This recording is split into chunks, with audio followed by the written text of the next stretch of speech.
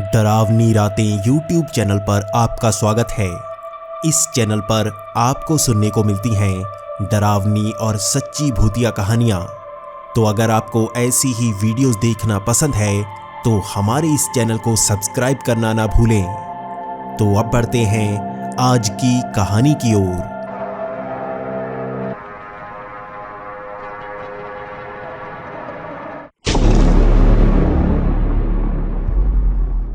हमारी आज की कहानी हमारे साथ शेयर की है विकास पासवान जी ने। विकास जी, आपका बहुत बहुत धन्यवाद। तो इस कहानी को सुनते हैं विकास जी की जुबानी। हेलो दोस्तों, मेरा नाम विकास है और ये हमारे परिवार के साथ घटी एक सच्ची घटना है। हम कानपुर में रहते हैं और ये बात 2 से 3 साल पुरानी है। तब मैं कॉलेज में पढ़ा करता था और हम किराए के मकान में रहा करते थे। मेरे पापा जी कई सालों से सरकारी नौकरी कर रहे थे और वो पैसों को जोड़कर एक जगह पर ज़मीन लेना चाहते थे। कानपुर के एक कोने में उन्हें एक ज़मीन मिल भी गई। ये ज़मीन बहुत ही सस्ती मिली थी, इसीलिए हम सब बहुत खुश थे। ज़मीन के ऊपर मकान बनाने में अब ज़्यादा खर्चा नहीं आने वाला था, क्योंकि ज़मीन की कीमत ज़्यादा होती है, जिससे घर की कीमत भी बढ़ जाती है। लेकिन हम खुद हैरान थे, पापा ने इतने सस्ते में इतनी बड़ी ज़मीन कैसे ले ली। पापा जी खुद बता रहे थे कि उन्हें एक ब्रोकर मिला जिसने सस्ते में ये ज़मीन उन्हें दिलवा दी थी। हम सब बहुत खुश थे। अब हम जल्द ही उस पर मकान बनाने का काम शुरू करने वाले थे। अब पापा की रिटायरमेंट भी आ गई थी और पापा कह रहे थे कि जैसे ही वो रिटायर होंगे वो सीधा ही मकान बनाने में लग जाएंगे। रिटायरमेंट भी हुई और पापा ने अगले ही दिन से मकान बनाने का काम शुरू कर दिया। अब पापा हर सुबह निकल जाते और वहाँ पर मकान बनाने का काम साथ ही करवाते। वो कभी कभी ईंटें उठाने का काम भी करते और रात के वक्त रखवाली के लिए भी कभी कभी रुकने की बात करते। लेकिन 3 से 4 दिन बाद ही पापा कहने लगे थे कि उन्हें आसपास के लोग उस जगह के बारे में कई चीज़ें बता रहे हैं।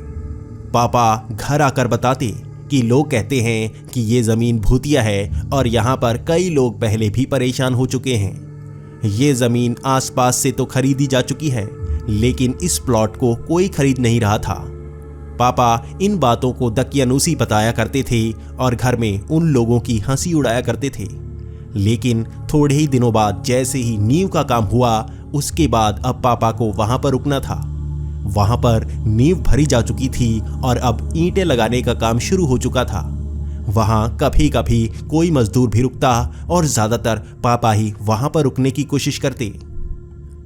लेकिन 1 हफ्ते बाद ही पापा घर को आ गए और वो कहने लगे कि एक नया मिस्त्री रखा गया है जो वहां पर आज रात सोएगा। पापा उसके लिए खाना दे आए थे और वो आज रात वहीं पर अकेला रुकने वाला था। इससे पहले पापा हमेशा वहां रुकते थे और वहां 2-3 लोग होते थे जो रात को बातें करते हुए वक्त बिताते। लेकिन आज वो मिस्त्री अकेला ही वहां पर रुकने वाला था। अगली सुबह जब पापा वहां पर गए तो उन्हें बहुत ही दुख भरी खबर सुनने को मिली। वो मिस्त्री वहीं पर मरा पड़ा था। बाद में पुलिस को बुलाया गया और जब सबको इस बात का पता चला कि वो दिल का दौरा पड़ने से मरा है तो सब हैरान थे। वो बहुत ही सेहतमंद मिस्त्री था और इससे पहले उसे कभी दिल का दौरा नहीं पड़ा था। इसी कारण तो वो यहाँ पर रुकने को राजी हो गया था। लेकिन ये बहुत ही बुरा हुआ था। उसकी मदद करने के लिए भी आसपास कोई नहीं था। आसपास सारे प्लॉट बिक तो चुके थे, लेकिन वहाँ पर कोई मकान नहीं बना रहा था। और आसपास के इलाकों को देखें तो हमारा मकान ही सबसे पहले बनने लगा था। कुछ दिनों तक वहां पर काम नहीं हुआ, लेकिन अब हमें मकान बनाने का काम फिर से शुरू करवाना था। उसके बाद नए मिस्त्री को लाया गया और आसपास के कई लोग नए मिस्त्री को बहुत ज़्यादा डराने लगे थे। वो कह रहे थे कि यहाँ पर रात को भूतों का बसेरा होता है, इसीलिए उस मिस्त्री की मौत हुई है। वो मिस्त्री यहाँ पर रुकने के लिए मान ही नहीं रहा था और अब पापा को ही रात को वहाँ पर रुकना था।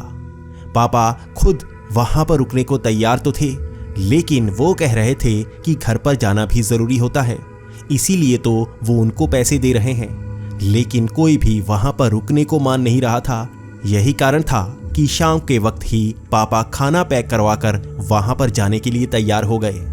हम खुद पापा को रोक रहे थे क्योंकि आसपास वहां कोई नहीं है, लेकिन पापा कह रहे थे कि रात को वहां पर रखवाली तो करनी ही पड़ेगी।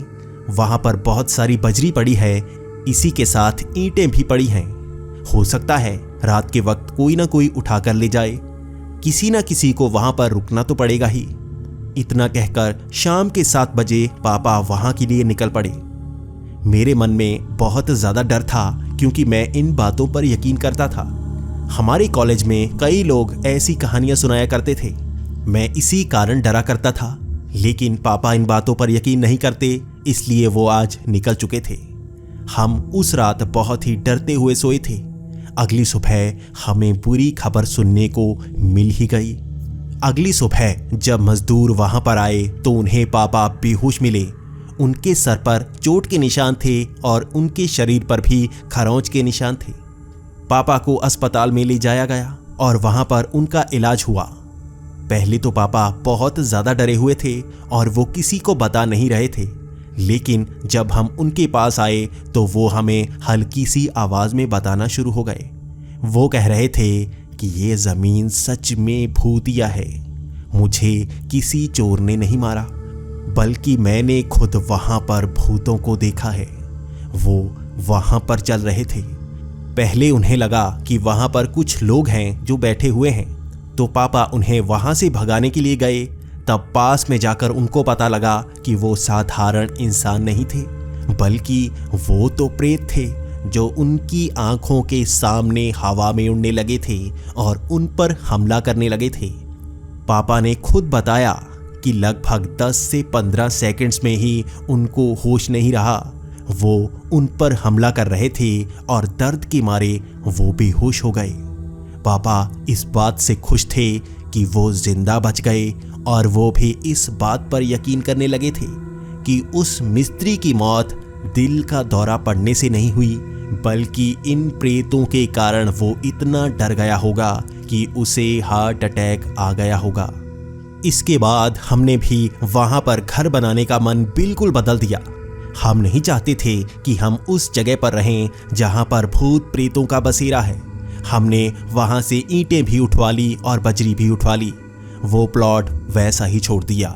लगभग उसके 6 महीने बाद वहाँ पर कंस्ट्रक्शन का काम शुरू हुआ। आसपास की ज़मीन किसी बड़े से बिजनेसमैन ने खरीद ली थी और वो वहाँ पर फैक्ट्री बनाना चाहता था।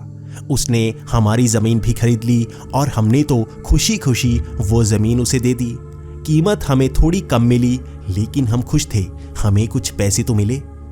उस फैक्ट्री को बनाने के लिए वहाँ पर अंदर तक खुदाई की जानी थी, तो खुदाई में नीचे कई शरीर की हड्डियां मिली और उसके बाद सबको पता चला कि बहुत पुराने ज़माने में इस जगह पर कब्रिस्तान हुआ करता था और हमारा प्लॉट उसी जगह के ऊपर था। आज हम इन बातों पर यकीन करने लगे हैं। हम जानते हैं कि वहाँ पर भूत प्रेतों का साया क्यों है। उस फैक्ट्री के मालिक ने वहाँ से सारी हड्डियाँ निकलवा दी और वहाँ पर झाड़ फूक और पूजा भी करवाई। आज कहा जाता है कि वहाँ पर भूत प्रेत का साया नहीं है, लेकिन हम अब भी उधर जाने से डरते हैं और रात के वक्त भी फैक्ट्री में कोई नहीं रुकता। तो दोस्तों, आपको ये कहानी कैसी लगी प्लीज़ कमेंट्स में ज़रूर बताएं। अगर आप भी अपनी कहानी हमारे साथ शेयर करना चाहते हैं तो डिस्क्रिप्शन में दी ईमेल आईडी पर अपनी कहानी भेज सकते हैं। हम उसे आम जनता तक पहुंचाने में बहुत ही खुशी महसूस करेंगे। तो आज की वीडियो में बस इतना ही। तो मिलते हैं अगली वीडियो में। Thanks for watching.